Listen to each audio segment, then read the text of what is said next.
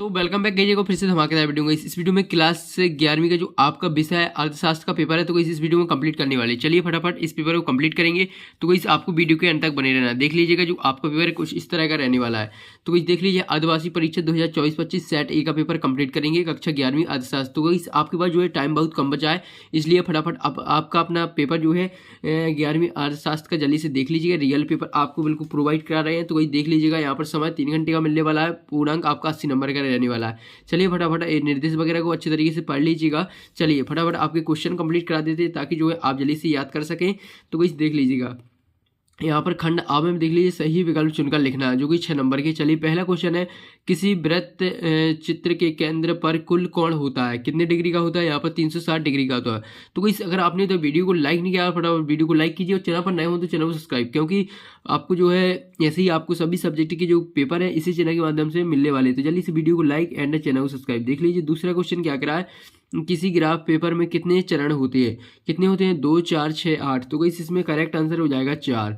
तो गई इसमें ऑप्शन करेक्ट आंसर। इसके बाद आ जाता है तीसरा, रेखा पथ द्वारा निम्न में किसकी गणना नहीं की जा सकती?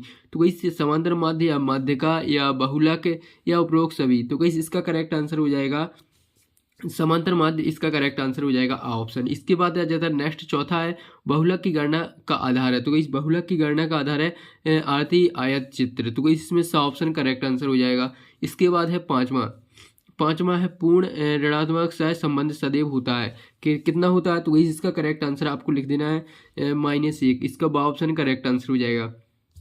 इसके बाद आ जाता है छठवां, हमारे देश में नीति आयोग कब गठित हुआ? तो इस इसका करेक्ट आंसर हो जाएगा 1 जनवरी 2015। तो इस इसका बा ऑप्शन करेक्ट आंसर हो जाएगा। ठीक है, इसके बाद चलिए अब नेक्स्ट आ जाता है। नेक्स्ट है यहाँ पर देख लीजिएगा, दूसरा क्वेश्चन है रिक्त स्थानों की पूर्ति करना है। चलिए 6 नंबर की रिक्त स्थान है, कंप्लीट करेंगे। तो इस पहला है यहाँ पर आपका, किसी वस्तु के आयत की अधिकतम सीमा निर्धारित करना डॉट डॉट कहलाता है। क्या कहलाता है? कोटा कहलाता है। तो इसमें लिख दीजिएगा कोटा इसका करेक्ट आंसर हो जाएगा। ठीक है, इसके बाद दूसरा जाता है, किसी भी देश के आयात एवं निर्यात के अंतर को डॉट डॉट कहते हैं। क्या कहते हैं? भुगतान संतुलन कहते हैं। तो चलिए उत्तर लिख देते हैं, भुगतान फिर लिख देना संतुलन, भुगतान संतुलन इसका करेक्ट आंसर हो जाएगा। इसके बाद नेक्स्ट है, व्यापार घाटे को नियंत्रित करने के लिए डॉट डॉट की नीति अपनाई गई।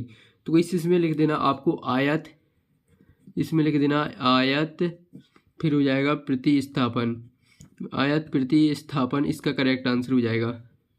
तो इस यहाँ पर जगह नहीं है, देख लीजिए अच्छे तरीके से लिख लेना आप। यहाँ पर देख लीजिए आयात प्रतिस्थापन लिख देना। इसके बाद है, स्वतंत्रता के समय हमारा व्यापार शेष डॉट डॉट था। तो इसमें लिख देना अनुकूल इसका करेक्ट आंसर हो जाएगा। ठीक है, इसके बाद आ जाता है पांचवा, विभिन्न देशों के मध्य वस्तुओं और डॉट डॉट का आयात निर्यात अंतर्राष्ट्रीय व्यापार कहलाता है। तो इसका करेक्ट आंसर हो जाएगा सेवाओं इसका करेक्ट आंसर हो जाएगा।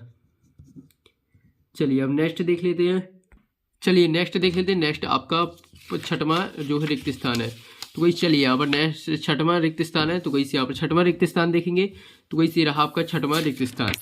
तो वही देख लीजिएगा, यहाँ पर पहला जो क्वेश्चन क्या पूछ रहा है, भारत में निर्धनता का प्रमुख कारण है। तो वही भारत में निर्धनता का कारण है वो है जनसंख्या विस्फोट। चलिए इसका उत्तर लिख देते हैं।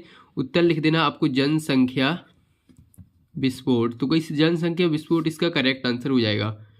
जनसंख्या विस्फोट इसका करेक्ट आंसर हो जाएगा। तो जल्दी से इसका स्क्रीनशॉट ले लीजिएगा, ये आपका जनसंख्या विस्फोट करेक्ट आंसर हो जाएगा। इसके बाद आता है क्वेश्चन 3 में आपको सत्य बताना है। चलिए क्वेश्चन 3 कंप्लीट कर लेते हैं।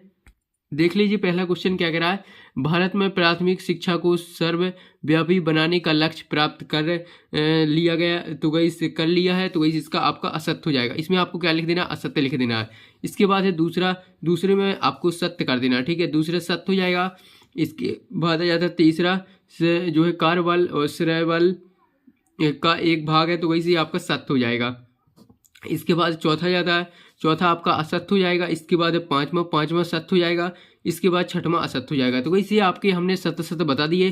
फटाफट इनके स्क्रीनशॉट ले लीजिए, क्योंकि वैसे हम आपको इसलिए जल्दी से जल्द इसके आंसर बता रहे हैं ताकि जो आपका पेपर का सॉल्यूशन है पूरा का पूरा हो जाए और आपका जो है टाइम भी बचा रहे। तो वैसे देख लीजिए सही जोड़ी बनाना है जो कि आपकी यहाँ पर 7 नंबर की है। तो चलिए सही जोड़ियों का मिलान कर लेते हैं। पहला है, पाकिस्तान का मुख्य उद्देश्य है जो है वस्त्र उद्योग। मुख्य उद्योग हो जाएगा वस्त्र उद्योग। इसके बाद है दूसरे का मिला देना आपको ए ऑप्शन से चीन से। इसके बाद तीसरे का मिला देना ई ऑप्शन से। इसके बाद चौथा आपको पाकिस्तान से मिला देना है। इसके बाद है पांचवा मिला देना आपको भारत से सी ऑप्शन से। इसके बाद छठवां आ जाता है मानव पूंजी हो जाएगा गतिमान। इसके बाद है भौतिक पूंजी अति गतिमान हो जाएगा। तो इसी आपका सातवां हो जाता है। तो इसी आपकी सही जोड़ियाँ कंप्लीट हो जाती हैं। फटाफट इनकी स्क्रीनशॉट ले लीजिएगा। इसके बाद नेक्स्ट जाता है नेक्स्ट एक बाकी क्वेश्चन। पहला क्वेश्चन देख लीजिए इसमें क्या कह रहा है।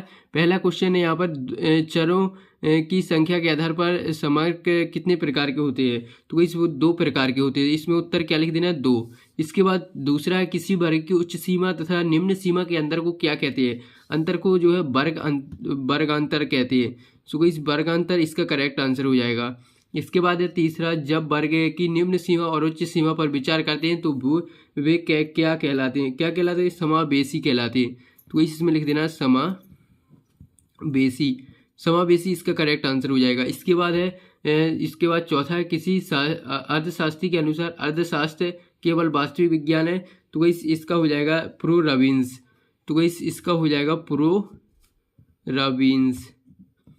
प्रो रॉबिन्स इसका करेक्ट आंसर हो जाएगा। इसके बाद है अर्थशास्त्र के किस भाग में श्रमिकों को मजदूरी का अध्ययन किया जाता है। तो इसमें हो जाएगा वितरण इसका करेक्ट आंसर हो जाएगा। वितरण लिख देना इसका करेक्ट आंसर। ठीक है। इसके बाद है छठवां अर्थशास्त्र के किस भाग में कर संबंधी नीतियों का अध्ययन किया जाता है। तो इसका लिख देना राजस्व इसका करेक्ट आंसर हो जाएगा। इसके बाद व्यष्टि अर्थशास्त्र एवं समष्टि अर्थशास्त्र में कैसा संबंध है। तो इसमें हो जाएगा घनिष्ठ इसका करेक्ट आंसर हो जाएगा। तो जल्दी से इसकी स्क्रीनशॉट ले लीजिए। एक बाकी के आपके कंप्लीट हो जाते हैं।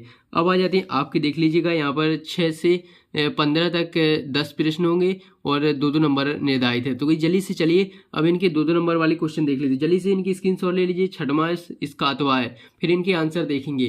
तो जल्दी से यार आप लोग वीडियो को लाइक कीजिए और चैनल पर नए हो तो चैनल को सब्सक्राइब कीजिए, क्योंकि आप लोग बाद में भूल जाते हो। छठवां का स्क्रीनशॉट लेने के बाद आप देख लीजिएगा। यहाँ पर देख लीजिए 7वां है, 8वां है, 9वां है, 10वां है, 11वां तक स्क्रीनशॉट ले लीजिएगा। इसके बाद आ जाता है यहाँ पर 14वां तक स्क्रीनशॉट ले लीजिएगा। इसके बाद है 15वां देख लीजिएगा। 15वां तक आपके 2-2 नंबर वाले क्वेश्चन है। इसके बाद देखेंगे अब आपके 16 से देख लीजिएगा। प्रश्न 16 से प्रश्न 19 तक 4 प्रश्न होंगे, जिसमें 3-3 नंबर निर्धारित हैं। तो चलिए यहाँ पर 16वां देख लीजिए। अर्थशास्त्र कला है अथवा विज्ञान, स्पष्ट कीजिए। तो इसका अथवा भी देखेंगे।